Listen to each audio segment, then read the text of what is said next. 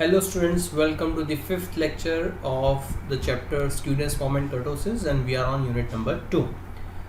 Last lecture में हमने moments and kurtosis के फॉर्मूलाज देखे. आज उसके रिलेटेड कुछ एग्जांपल्स हम लोग देखने वाले हैं. So we are starting with example number 13 from the pamphlet.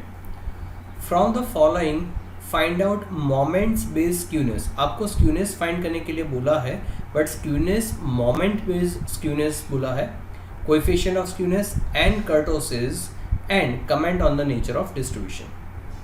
So तीन चीज़ें पूछी है. एक तो skewness, second is coefficient of skewness and third is kurtosis. And all these three things should be based on moments. ठीक है, तो moments के बेस पे ये कैलकुलेट हुआ होना चाहिए.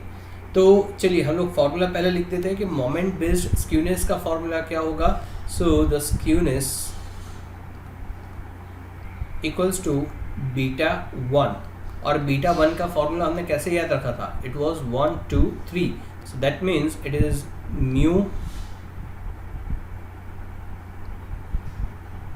3 square upon mu 2 cube. So this was the formula of skewness. Next was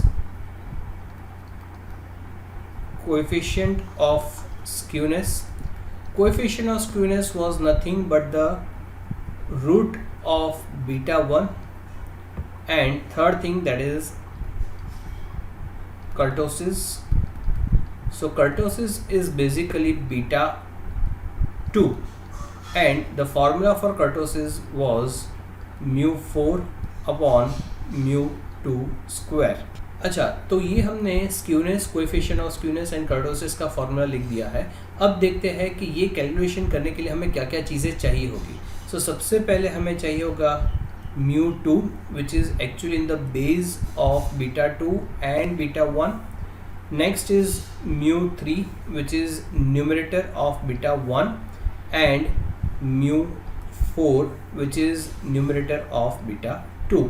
ठीक है, तो म्यू 2, म्यू 3 एंड म्यू 4. अगर हमारे पास म्यू 2, म्यू 3 एंड म्यू 4 का वैल्यू मिल जाता है तो आराम से हम लोग ये कैलकुलेशन कर सकते हैं. But because this is your first lecture based on moments, तो will also find mu 1 just to clear our concepts.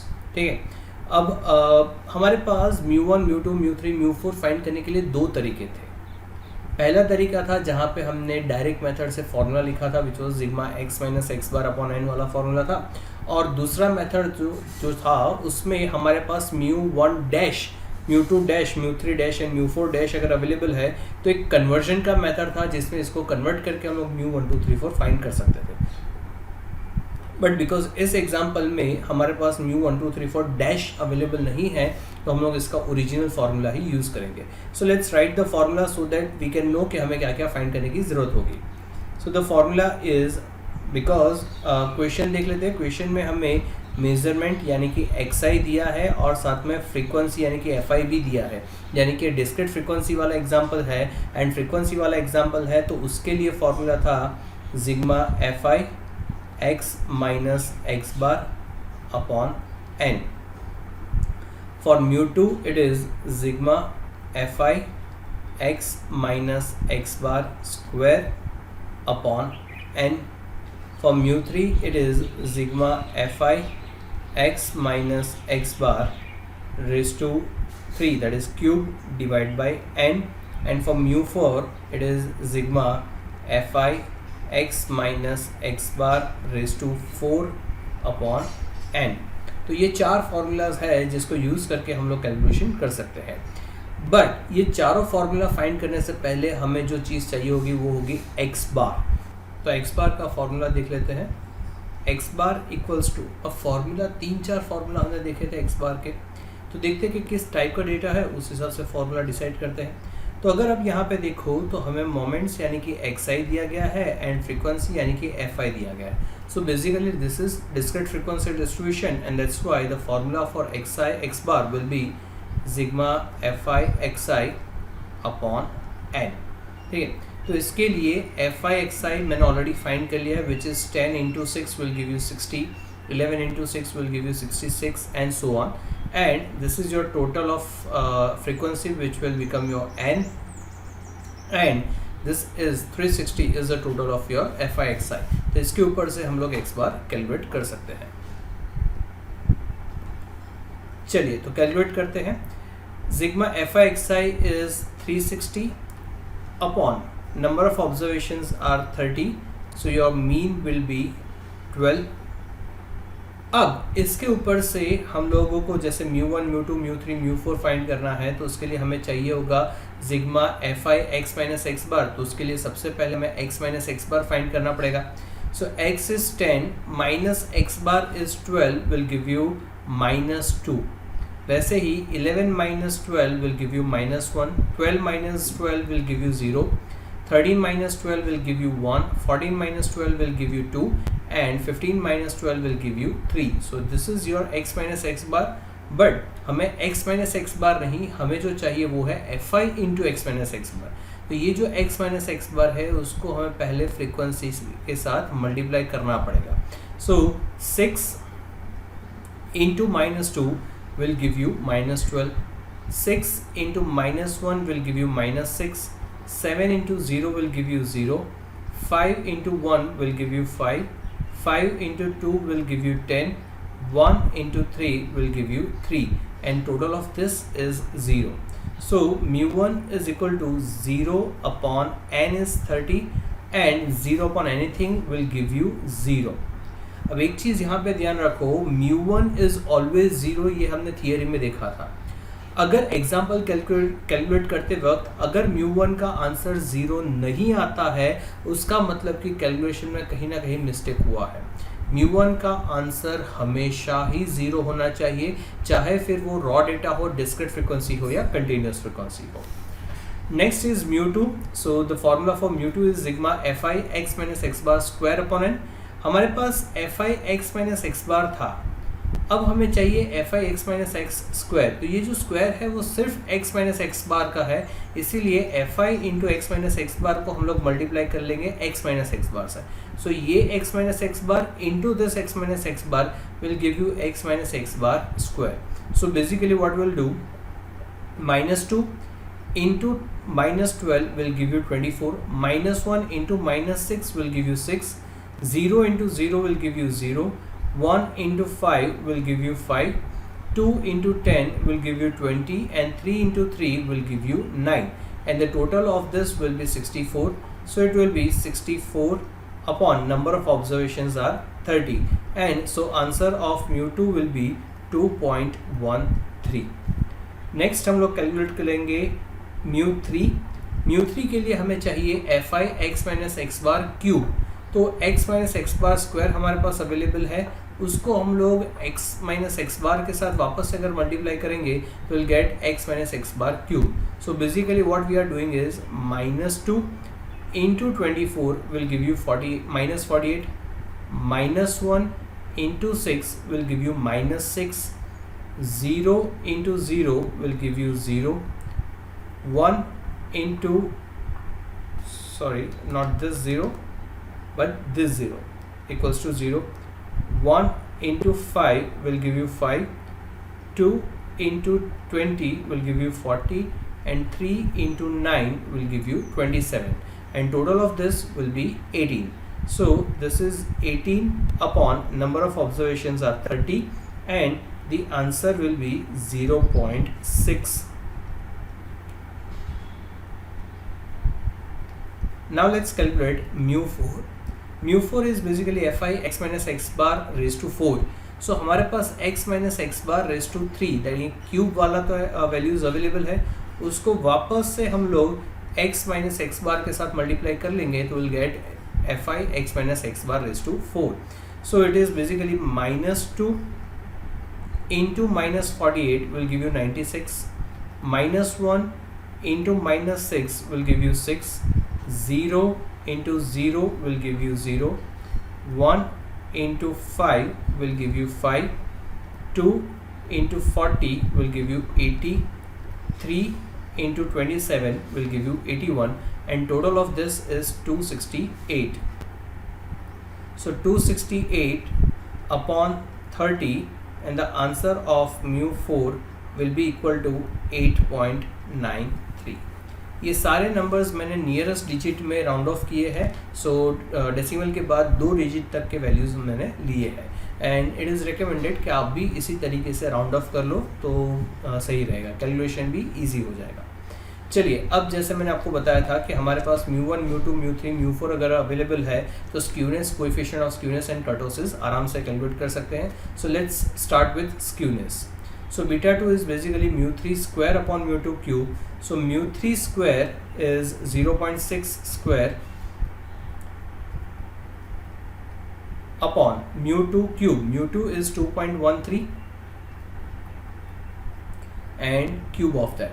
So after solving this you will get the value where beta 1 equals to 0.04. Now coefficient of skewness is basically root beta 1, यानी कि हमें beta 1 का जो value मिला 0.04 उसका root कर लेंगे and you will get 0.2।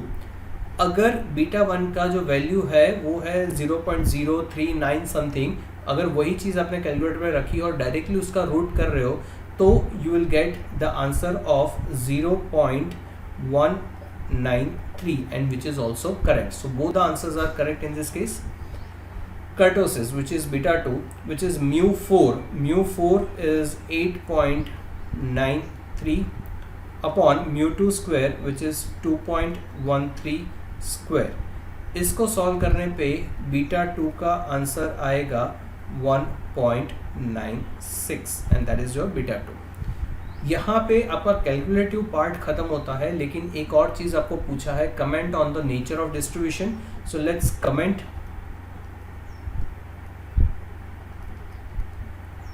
अब कमेंट में दो चीज़ों के ऊपर हमें कमेंट करना है, एक तो है स्क्यूनेस के ऊपर और दूसरा है कर्टोसिस के ऊपर। अब स्क्यूनेस में हमें ये देखना है कि स्क्यूनेस पॉजिटिव है या नेगेटिव है। So in this case we have positive skewness, so will write the distribution is positively skewed. और जो कर्टोसिस है वो कर्टोसिस 1.96 है। कर्टोसिस के लिए मैंने आपको बताया था कि there are 3 types of kurtosis. One is leptokurtosis, one is mesokurtosis and third is platykurtic. ठीक है, तो जहाँ पे कर्टोसिस का आंसर ग्रेटर देन 3 आता है then it is leptokurtic. If it is equal to 3 then it is mesokurtic and if it is less than 3 then it is platykurtic. In our case, the value of kurtosis is less than 3 and that's why it is platykurtic. So we'll write and platykurtic. तो यहाँ पे आपका example number 13 खत्म होता है। Let's move to example number 14। Calculate first 4 moments about assume mean. Assume mean मतलब क्या? So they are basically talking about mu dash. ठीक है, तो म्यू 1 2 3 4 डैश की बात कर रहे हैं and central moments, central moment यानी कि म्यू की भी बात कर रहे हैं। Also find beta coefficient, beta coefficient यानी कि beta 1 and beta 2। That means they are asking you to calculate both skewness and kurtosis.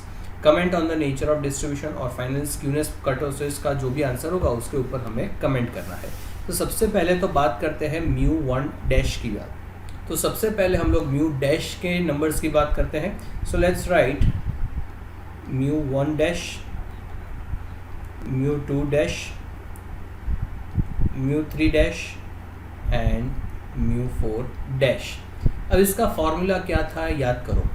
तो mu 1 dash was sigma FI/DI upon n, mu 2 dash was sigma FI/DI square upon n, mu 3 dash was sigma FI/DI cube upon n and mu 4 dash is sigma FI/DI raised to 4 upon n। और ये हो गया 4 moments, mu 1, mu 2, mu 3, mu 4 dash. ठीक है, इसके बाद जो central moment, beta coefficient, उसकी बात हम लोग बाद में करते हैं। पहले ये 4 चीज़ें कैसे कैलकुलेट हो सकती है उसके बारे में डिस्कस कर लेते हैं। तो पहले देखो क्वेश्चन में आपको दो चीज़ें दी है, एक तो प्रॉफिट इन लैक्स यानी कि क्लासेस दिए हैं, और दूसरा number of companies which is basically frequency FI दिया है। अब अगर हमें μ1 डैश फाइंड करना है तो विल नीड FI DI यानी कि एक DI फाइंड करना पड़ेगा, जिसके लिए हमें A एज्यूम भी करना पड़ेगा। सो सबसे पहले जो प्रॉफिट है क्लासेस, उसका मिड वैल्यू हमने फाइंड कर लिया and we got XI। So 10 to 20 का मिड वैल्यू है 15 एंड सो ऑन। उसके बाद DI फाइंड करना है एंड बिकॉज क्लासेस दिए है तो DI का फॉर्मूला होगा XI minus A upon C भी करना पड़ेगा बिकॉज क्लासेस दिए हैं। यहाँ पे मैंने A एज्यूम किया है 35 एंड C हमें पता है क्लास लेंथ इज 10, तो उसको यूज़ करके हमने DI पूरा फाइंड कर लिया है which is 0 -1 -2 1 and 2। So this is your DI। अब उसके ऊपर से मुझे तो एक्चुअली चाहिए सिग्मा FI DI, तो दिस इज FI DI में बेसिकली मैंने क्या किया, फ्रीक्वेंसी इंटू DI किया है, जिससे मुझे FI DI मिल गया। सो FI DI यानी कि 18 into -2 will give you 36 -36, 20 into -1 will give you -20, 30 into 0 will give you 0, 22 into 1 will give you 22, 10 into 2 will give you 20, और इसका अगर हम टोटल करते हैं तो हमें मिलता है -14। वैसे ही to calculate μ2 dash I need FI DI square, तो FI DI में सिर्फ DI का स्क्वायर होता है, it is not FI DI the whole square, it is only FI into DI square. तो मैंने ऑलरेडी FI इंटू DI किया है, इसको अगर एक और बार मैं DI से मल्टीप्लाई कर लूँगा तो I will get FI DI square. So it is -2 into -36, so -2 into -36 will give you 72, -1 into -20 will give you 20, 0 into 0 will give you 0, 1 into 22 will give you 22, 2 into 20 will give you 40. Next I also have to calculate FI DI cube for μ3 dash. So same process, FI DI square जो है उसको मैं DI के साथ multiply करूँगा। So basically it is DI into FI DI square will give me FI DI cube. So it is -2 into 72 will give you -144, -1 into 20 will give you -20, 0 into 0 will give you 0, 1 into 22 will give you 22, 2 into 40 will give you 80, and last is FI DI raised to 4। तो basically FI DI cube हमने already find किया है, इसको एक और बार अगर DI के साथ मल्टीप्लाई कर लेंगे तो will gate FI DI raised to 4। So it is -2 into -144 will give you 288, -1 into into +20 will give me, -1 into 20 will give you -20 will give you 20, 0 into 0 will give you 0, 1 into 22 will give you 22, 2 into 80 will give you 166, and the total of this will be 490. So मैंने FI DI square, FI DI cube and FI DI raised to 4 find कर लिया है। Now we can put all this amount into the equation and we can find μ1 2 3 4 dash। अच्छा, also we have n which is 100 which is basically total of frequency। चलिए तो assume mean calculate करते हैं which is μ1 2 3 4 dash। So μ1 2 3 4 dash के लिए मैंने ये formula लिखे हुए हैं, बट ये फार्मूला अधूरे फार्मूला है बिकॉज इन फार्मूला में एक चीज़ ऐसा है जो अपने चांसेस है कि आप शायद एग्जाम में भूल जाओ, इसलिए मैं उसको हाईलाइट करने के लिए वो एक पॉइंट मैंने लिखना यहाँ पे बाकी रखा है।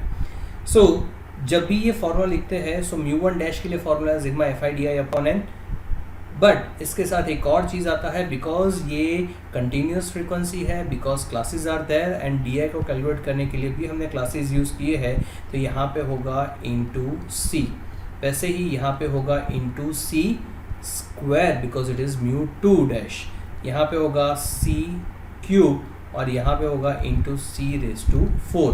तो ये इंटू C वाला पॉइंट मत भूलना, ठीक है। चलिए तो ऊपर वाला कैलकुलेशन हमने ऑलरेडी कर लिया है, अब कैलकुलेशन आगे करते हैं। So sigma FI DI is -14 upon number of observations are 100 into C is 10। So the answer of this will be μ1 dash equals to minus 1.4. Mu 2 dash is sigma fi di square, which is 154 upon number of observations are 100 into c square is basically 10 square, which is 100. So ये 10 square 100 and 100 cut हो जाएगा and the answer of mu 2 dash will be 154. For mu 3 dash it is fi di cube, which is minus 62 upon number of observations are 100 into c cube is 10 cube. So ये cut हो जाएगा and the answer will be mu 3 dash will be minus 620. And for mu 4 dash is sigma fi di raised to 4, which is 490 upon 100 into 10 raised to 4, and the answer of mu 4 dash will be 49,000.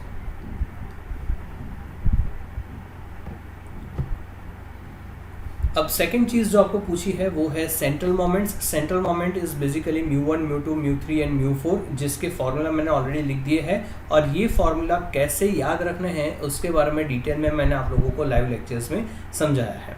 चलिए, तो अब जो हमारे पास mu 1, 2, 3, 4 dash की values है उसको formula रखते हैं and will start calculating the example. So mu 1 dash is minus 1.4 minus again minus 1.4 and the answer will be equals to 0. Mu 2 is basically mu 2 dash, which is 154 minus mu 1 dash square, which is minus 1.4 square, जिसको अगर आप solve करोगे calculator पे तो you will get the answer will be equal to 152.04. Mu 3 is basically mu 3 dash, which is minus 620 minus 3 into mu 2 dash, which is 154 into mu 1 dash, which is minus 1.4 plus 2 into mu 1 dash cube, which is minus 1.4 cube. When you solve this on calculator, you will get the answer will be equal to 21.32. Let me underline the answers so that we can highlight the answers. Last is mu 4. So mu 4 के लिए चाहिए mu 4 dash, which is 49,000 minus 4 into mu 3 dash, which is minus 620 into mu 1 dash, which is minus 1.4 plus 6 into mu 2 dash, which is 154 into mu 1 dash square, which is minus 1.4 square minus 3 into mu 1 dash raised to 4, which is minus 1.4 raised to 4. यहाँ पे ये जो मैं bracket कर रहा हूँ ये bracket बहुत इंपॉर्टेंट है, यानी कि अगर मुझे ये कैलकुलेट करना है तो इसको पूरे अमाउंट को मैंने एक ब्रैकेट में रख दिया है, which is 4 into minus 620 into minus 1.4. ऐसा करने से बेनिफिट क्या होगा कि पहले हम लोग सिर्फ ब्रैकेट अलग अलग करके सॉल्व करेंगे और लास्ट में सिर्फ प्लस माइनस करना बाकी रहेगा. अगर आप ब्रैकेट नहीं करोगे तो कहीं पे मल्टीप्लिकेशन की जगह पे प्लस हो गया या प्लस की जगह पे मल्टीप्लिकेशन हो गया तो वो मिस्टेक आपको आखिर तक पता नहीं चलेगा और आपका पूरा एग्जाम्पल गलत हो जाएगा. So make sure that you follow this practice कि जो भी हमारे पास इक्वेशन है पूरा लंबा वाला इक्वेशन उसमें हर कंपोनेंट को ब्रैकेट में रखे. जब कंपोनेंट की वैल्यूज़ रखे तो उन वैल्यूज़ को ब्रैकेट में रखे ताकि हमें कन्फ्यूजन कम हो. ये पूरा सीक्वेंस जब आप कैलकुलेटर पे सॉल्व करोगे तो you will get the answer that will be equal to 47327.52 and this will be your mu 4. Last में हमें बीटा कोएफिशिएंट्स भी पूछे हैं. बीटा कोएफिशिएंट के लिए हमें स्क्यूनेस एंड कर्टोसिस फाइंड करना पड़ेगा. सो स्क्यूनेस इज बेसिकली बीटा 1, जिसका फॉर्मूला है mu 3 square and mu2 cube. mu3 is 21.32, here it is mu3 जिसका हमें स्क्वायर करना है upon mu2 cube, so mu2 is 152.04 जिसका क्यूब करेंगे and you will get the answer of beta 1 which will be equal to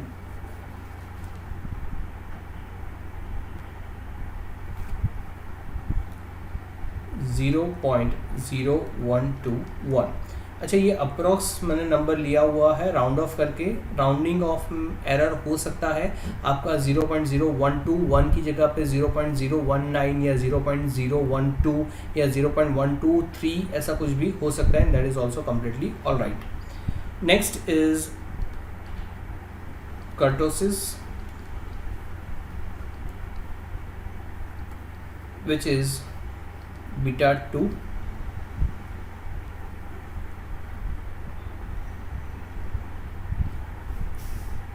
जिसका formula है mu4 upon mu2 square.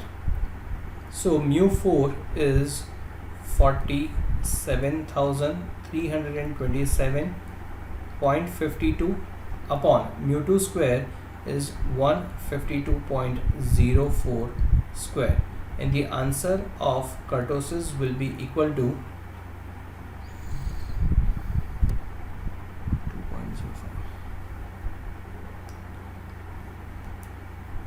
2.05।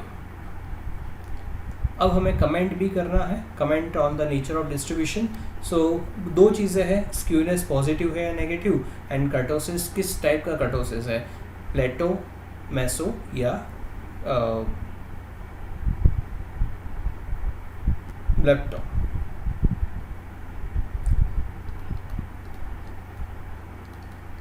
The distribution is, now skewness is positive, so write positively skewed, and the kurtosis is less than 3, and so we'll write platykurtic. Okay students, so आज के लिए सिर्फ ये दो examples हम लोग देखेंगे, example number 13 and 14। That's it. काफ़ी लंबे एग्जांपल्स है, बहुत सारी चीज़ें इसमें कवर हो रही है, बट डोंट वरी, एग्ज़ाम में कभी भी इतने लंबे एग्जांपल्स नहीं आएंगे, इसमें से एक या दो पार्ट आपको पूछे जाएंगे, but because I wanted to explain the whole concept so that you can compare how to calculate mu1 and mu1 dash. सो ये कंसेप्ट है, स्क्यूनेस कैसे फाइंड करते हैं, कर्टोसिस, कोएफिशिएंट ऑफ स्क्यूनेस, तो ये सारी चीज़ें मुझे इस तरीके से समझानी थी ताकि आप इन चीज़ों को कंपेयर भी कर पाओ। इसीलिए मैंने ऐसे एग्जांपल्स लिए हैं जिसमें सब कुछ कवर हो रहा है, बट डोंट वरी, एग्जाम में इतना सारी चीज़ें आपको नहीं पूछा जाएगा। प्लस आज का जो होमवर्क मैं आपको दे रहा हूँ वो होमवर्क है example number 15। Example number 15 is in homework. आज आपका होमवर्क है एग्जाम्पल नंबर 15 जो आपको खुद से करना है, जिसके बारे में हम लोग नेक्स्ट लाइव लेक्चर में डिस्कस करेंगे। So that's it for today, bye everyone.